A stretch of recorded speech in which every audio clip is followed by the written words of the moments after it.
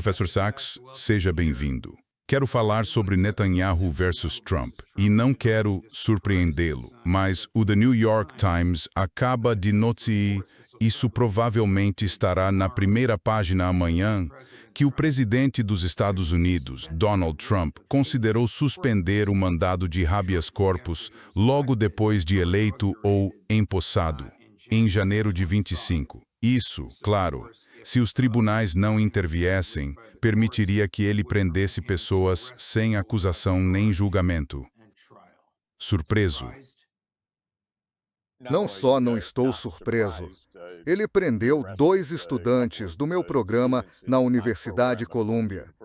Ele simplesmente os tirou dos dormitórios e os manteve detidos por meses. Um deles tinha a esposa com 8 meses de gravidez. Simplesmente pegaram o estudante e o levaram. Esse é o tipo de comportamento que vimos. Vimos, claro, o Serviço de Imigração e a Alfândega dos Estados Unidos nas ruas, militarizando nossas cidades, aterrorizando e matando pessoas. Por isso, não me surpreende nada que tais medidas tenham sido debatidas e, de certa forma, provavelmente continuem a ser debatidas. Sim. A única surpresa é que, aparentemente, ele não tentou colocar isso em prática. Algumas pessoas o convenceram de que os tribunais nunca permitiriam, embora, como você apontou, isso tenha acontecido com seus estudantes. Sim, Imagino que eles não sejam americanos, mas estavam aqui com um visto de estudante perfeitamente legal, emitido pelo governo federal. e um deles com o cartão de residência permanente. Ou seja, tinha direito de trabalhar e era casado com um cidadão americano. Era tudo legal. E continua sendo algo absolutamente chocante. Essa tem sido a nossa realidade nos últimos anos. Sabemos que há pessoas na Casa Branca que nos disseram que não se sentem limitadas pelas sutilezas da lei. Estão fazendo o que acham que podem sair impunes. Essas sutilezas são o documento ao qual juraram preservar, proteger e defender, a Constituição dos Estados Unidos. Pois não se fala muito disso agora, não é? Afinal, o que tivemos foi governo por decreto executivo. Normalmente, os tribunais acabam derrubando isso depois de algumas semanas, meses ou 1 ou 2 anos. Os americanos pagaram 140 bilhões de dólares, quantia que as famílias nunca vão recuperar. Algumas empresas podem obter um lucro inesperado. Isso foi por causa das tarifas que o presidente dos Estados Unidos, Donald Trump, impôs, para as quais ele não tinha autoridade legal. Agora, como essas tarifas estão sendo reembolsadas, o reembolso vai para as empresas que repassaram os custos às famílias. As famílias não estão recebendo dinheiro de volta, suponho, na maioria dos casos. Acabamos com um completo abuso de poder e depois uma espécie de esquema dispendioso, e o povo americano pagou o preço por isso. Sabe, não dá para inventar isso. Se você comprou uma Mercedes-Benz por 100 mil dólares e acabou pagando 115 mil, ou uma torradeira de 25 dólares no Walmart e pagou 30, você tem de lutar para recuperar esse dinheiro. A Mercedes-Benz vai receber o reembolso, e o Walmart também. Mas você talvez nunca seja reembolsado. Exatamente esse o caso, e isso era previsível. Assim que li a ordem executiva que dizia: pelos poderes de emergência investidos em mim como presidente dos Estados Unidos, European Union já prevê isso. E então ele invocou poderes de emergência que ele não possui. Acho que as pessoas vão querer saber que, quando suas tarifas foram derrubadas, ele usou outra cláusula e as reimpôs com poderes que não possui. Portanto, essa não tem sido exatamente uma administração fiel ao Estado de Direito que...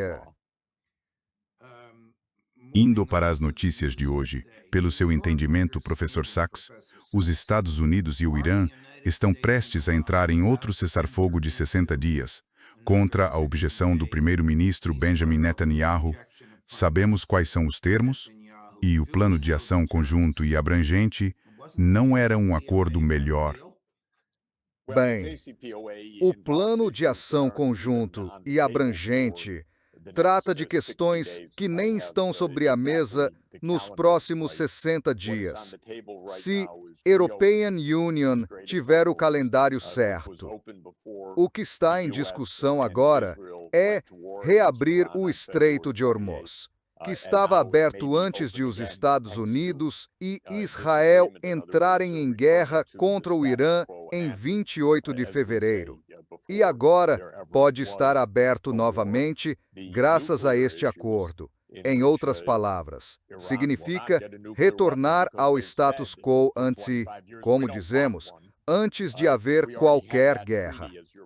As questões nucleares, nas quais o Irã não obterá uma arma nuclear porque, como dizem há 25 anos, eles não querem uma. Já tínhamos esse tratado, como você está apontando, assinado 11 anos atrás. E o Trump o anulou 3 anos depois, em 2018. E isso só trouxe sofrimento. Pegar um acordo que impediria o Irã de obter uma arma nuclear, rasgá-lo, entrar em guerra por causa disso e agora talvez voltar aos termos daquele mesmo acordo. Então, o que podemos dizer com certeza é que esta guerra nunca deveria ter acontecido. Segundo, foi baseado em premissas absolutamente delirantes, que seria uma operação de um dia, matariam a liderança e Trump escolheria o próximo líder. Isso foi absolutamente delirante. Um observador na época, enquanto Trump proclamava isso, chamou de absolutamente farsesco. E era, mas não é só farsesco, tem sido trágico. Dezenas de bilhões de dólares em perdas diretas pelos bombardeios americanos e israelenses, milhares de mortos, danos globais muitas vezes maiores por causa do bloqueio do Estreito de Hormuz por meses. E talvez, se tivermos sorte, retornemos ao status quo anterior. Dito tudo isso, Israel queria essa guerra. Netanyahu disse no primeiro dia que esse era o seu sonho há 40 anos. Ele vem querendo derrubar o governo iraniano basicamente há 40 anos e, certamente, nos 30 anos, desde que se tornou primeiro-ministro de Israel. Acho que um dos poucos pontos encorajadores hoje é que os políticos de extrema tal direita em Israel não estão surtando com isso. E os aliados de Netanyahu estão atacando Trump. Isso me indica que é algo real. Isso é bom. Durante a semana passada, Trump usou repetidamente uma linguagem cheia de palavrões atacando Netanyahu. Isso também é bom. Não acho que tenha sido uma farsa. Talvez seja um amadurecimento do sistema político americano, que estamos talvez retomando o controle das mãos do lobby sionista, o que European Union realmente espero que seja o caso. Então, o presidente Trump está na França. É fim de tarde, como aí onde você está, provavelmente à mesma hora. E ele acabou de dizer à imprensa que o acordo está assinado e o Estreito de Hormuz agora está parcialmente aberto. Ele estava sentado ao lado do presidente francês Macron quando disse isso. Tudo o que temos até agora é a manchete. O Cres está tentando conseguir o vídeo dele dizendo isso. O que o Irã ganhou além da cessação da violência e da retirada da Marinha dos Estados Unidos, eles receberam algum dos bilhões que os Estados Unidos roubaram das contas bancárias deles nos Estados Unidos. Uma coisa a enfatizar, que acho que qualquer pessoa que acompanhou os eventos dos últimos dias sabe, é que não tivemos um relato definitivo do que foi assinado. Segundo, o que foi assinado é totalmente provisório. Algumas coisas acontecem no início. Algumas coisas deveriam ocorrer nos primeiros 30 dias. Outras coisas deveriam acontecer nos 30 dias seguintes. E outras ainda deveriam ocorrer 30 dias depois disso. E deveria haver algum tipo de resolução final sobre isso. O principal tema, por assim dizer, do dossiê nuclear daqui a 60 dias. Portanto, eles deveriam iniciar negociações pouco depois da assinatura deste documento. O que o Irã recebeu? Parece que há algum tipo de promessa, alguma redação dizendo que o Irã receberá parte do seu próprio dinheiro de volta. Não dá para inventar uma coisa dessas. O governo dos Estados Unidos, como se fosse um negócio, confisca o dinheiro de países de que não gosta. Fez isso com a Rússia, fez isso com a Venezuela, fez isso com o Irã, fez isso com a Coreia do Norte, fez isso com o Afeganistão. Isso é, aliás, um comportamento completamente fora da lei. É puro banditismo. Mas o Irã tem dezenas de bilhões de dólares próprios congelados em várias partes do mundo porque os Estados Unidos ameaçam sancionar qualquer banco que trate do dinheiro do Irã. Por exemplo, o Irã tem uma conta em Dubai ou uma conta na Índia. Mas por causa das sanções dos Estados Unidos, o Irã não consegue recuperar seu próprio dinheiro. Parece que foi acordado que algo em torno de 24 ou 25 bilhões de dólares do próprio dinheiro do Irã será liberado em etapas. Os primeiros 12 bilhões, pelo que entendi pelas notícias, serão liberados nos próximos 30 dias. Agora, 12 bilhões de dólares não é trocado, mas para um país com mais de 90 milhões de pessoas não é algo tão decisivo, obviamente. E é o próprio dinheiro do Irã. Mas como sabemos, e acho muito importante entender isso, os Estados Unidos administram uma espécie de regime de gangster economicamente. Nós não sentimos isso. Mas se você mora em países que os Estados Unidos tentam derrubar, mudar o governo, provocar mudança de regime, como Venezuela, Cuba, Irã e muitos outros, os Estados Unidos ainda têm o poder, não a lei nem o direito, mas o poder de causar graves danos econômicos. E os Estados Unidos causaram um colapso econômico total na Venezuela. Os Estados Unidos promoveram um colapso econômico catastrófico em Cuba e causaram um verdadeiro colapso econômico, um desastre bem calamitoso no Irã. Nosso próprio secretário do Tesouro, que European Union considera uma espécie de capanga da máfia, não um secretário do Tesouro de conato, um colapso econômico total na Venezuela.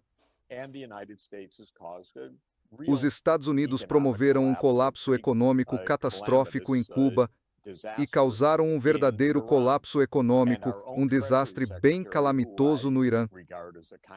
Nosso próprio secretário do Tesouro, que European Union, nos disse em janeiro, de forma muito explícita e quase alegre, como os Estados Unidos foram atrás para quebrar a moeda iraniana, o sistema bancário iraniano e a economia iraniana no ano passado, a chamada pressão máxima, e ele chamou aquilo de diplomacia econômica. European Union chamou isso de gangsterismo, mas, de qualquer forma, o Irã está respondendo a isso ainda mais, European Union diria, do que está respondendo ao poder militar dos Estados Unidos.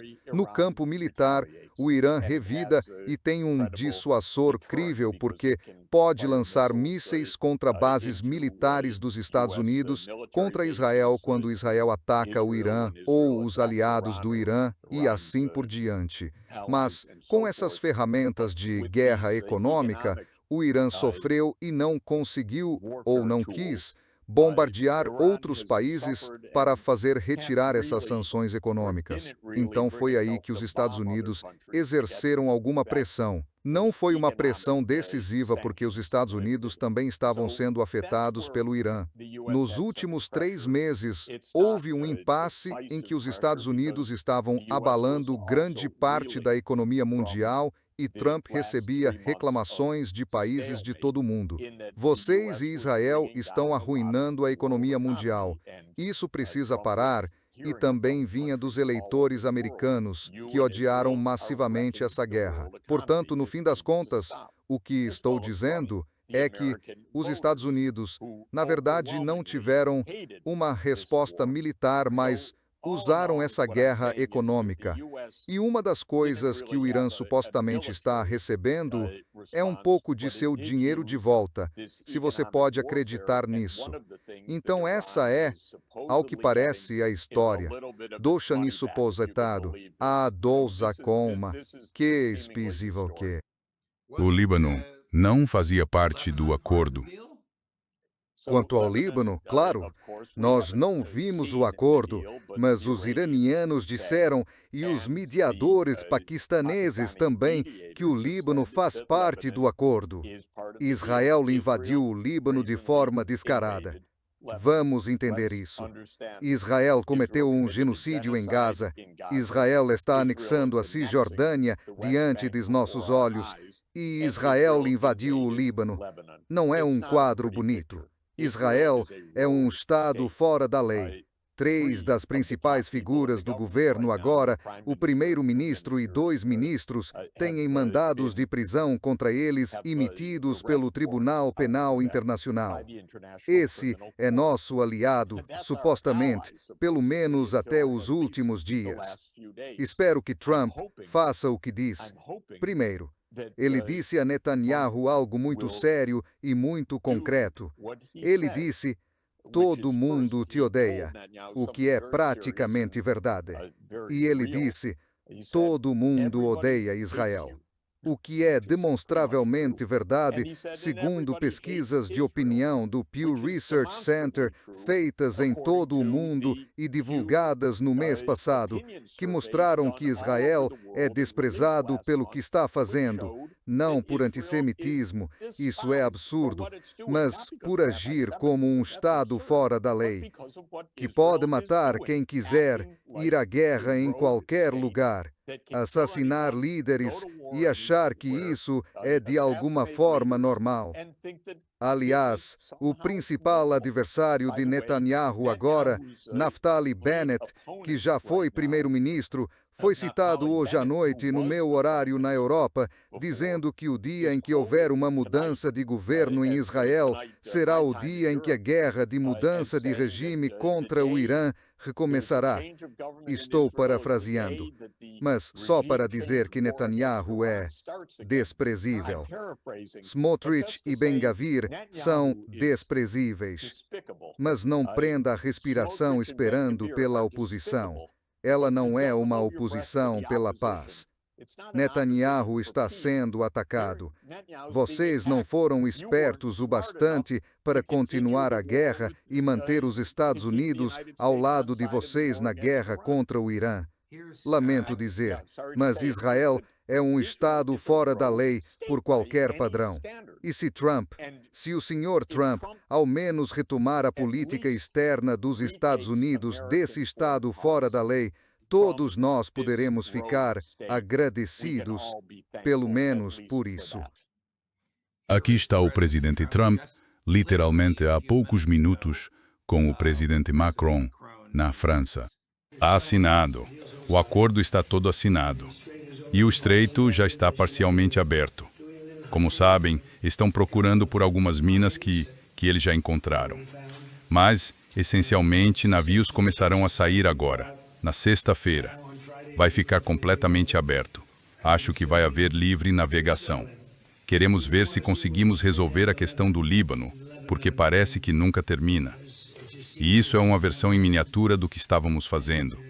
E não deveria ser difícil. Não deveria ser difícil. Então,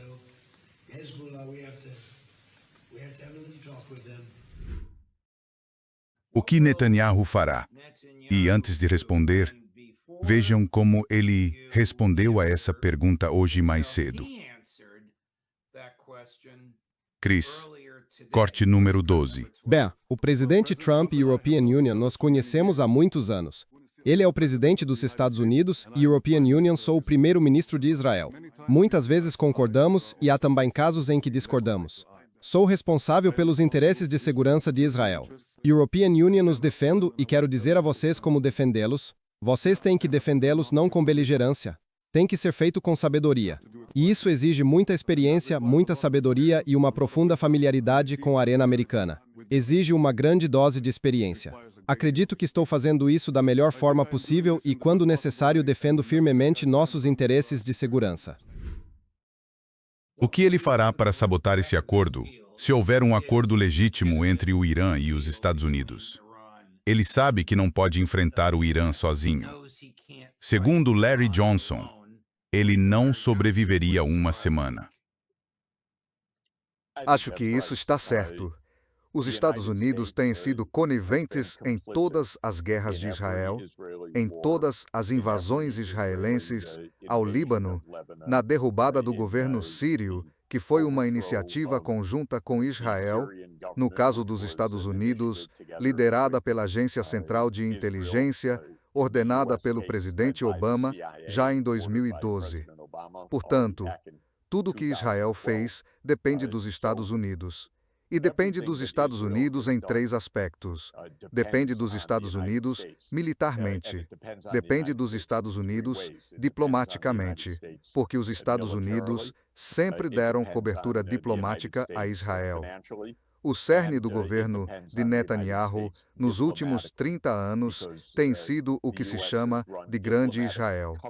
Isso significa bloquear os direitos palestinos, de impedir um Estado da Palestina ao lado do Estado de Israel, ocupar e massacrar os habitantes de Gaza, ocupar e matar os palestinos na Cisjordânia, ocupar Jerusalém Oriental e invadir países vizinhos para garantir que saiam impunes com essa ideia de Grande Israel. Tem sido um desastre completo para todos. Desastroso para o Oriente Médio, desastroso para Israel e desastroso para os Estados Unidos, que têm sido coniventes com tudo isso. Isso não pode continuar se os Estados Unidos finalmente disserem basta. Então, seja lá o que Netanyahu queira fazer, se Trump levar isso adiante, esse passo, ele fez o oposto em 28 de fevereiro. Ele apoiou Netanyahu numa guerra absolutamente delirante contra o Irã, na qual todos os presidentes anteriores sabiam que não deviam entrar. Mas Trump comprou a ideia e fez isso. Foi um desastre. Ele está se desvencilhando. Mas ele percebeu, talvez nos últimos dias, que Netanyahu é louco, como ele o chamou. Não vou usar a expressão completa, porque não é algo que alguém deva dizer, muito menos o presidente dos Estados Unidos.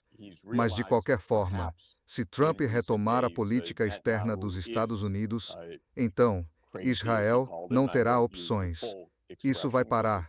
Não importa a fanfarronice, a ostentação ou as alegações da oposição ou do lado do Netanyahu, eles não podem continuar com essa postura sanguinária. O postestessamos, desesportamos somos, pulates Israel, satuzeko, desestes, eitomilaupaque se podio mai contes, compossuntor do cise, de tonge, das, cis, pulate, cis, isso. Cispoto, isso, cis. Último assunto, professor Sachs, que é parecido com o primeiro. Quando o New York Times noticiou que o Mossad espiona a Casa Branca Mar-a-Lago e identificou várias pessoas, a notícia, como o senhor corretamente apontou, era a própria revelação. O fato de alguém ter procurado o Times, verificado e o Times ter publicado, isso foi a notícia, não o ato de espionagem em si. Todos nós sabíamos da espionagem. Ligamos para o xerife David Hathaway, que é o xerife do condado de Santa Cruz, Califórnia, mas que, por 30 anos, esteve na alta administração da Drug Enforcement Administration. E European Union, perguntei, o que você sabe sobre o Mossad espionando a Casa Branca? Ele riu.